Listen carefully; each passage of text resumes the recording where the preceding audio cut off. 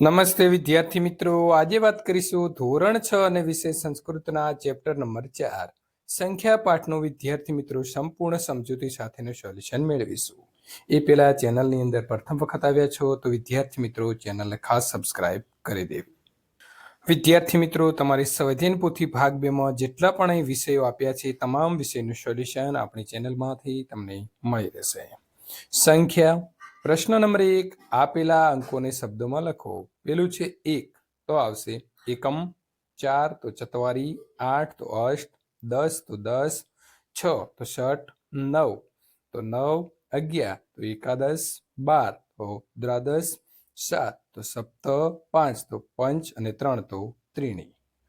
પ્રશ્ન નંબર 2, આપેલી સંખ્યાને મિત્રો અંકમાં લખો. ચતવારી તો 4, ષટ તો 6, અષ્ટ તો 8, દ્વાદશ તો આવશે 12, 10 તો 10, 9 તો 9, ત્રિણી તો 3, પંચ તો 5, એકાદશ તો 11 અને દ્વિ તો 2.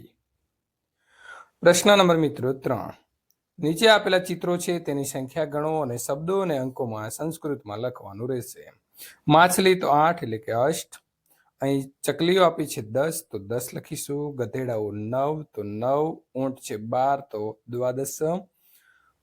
અહીં મિત્રો આપણને જે આ ગોળ સર્કલ આપેલા છે તેમાં 12, 11 છે તો આપણે લખીશું એકાદશ. પ્રશ્ન નંબર 4, આપેલા પ્રશ્નોના જવાબ સંસ્કૃતમાં લખો. પાંડવો કેટલા હતા? પંચ. રિક્ષાના પૈડા કેટલા હોય છે?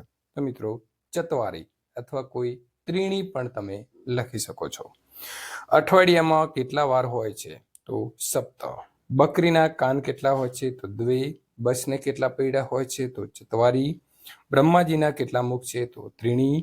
પ્રશ્ન નંબર 5, નીચે આપેલા શબ્દ ચોરસમાંથી શોધીને લખો.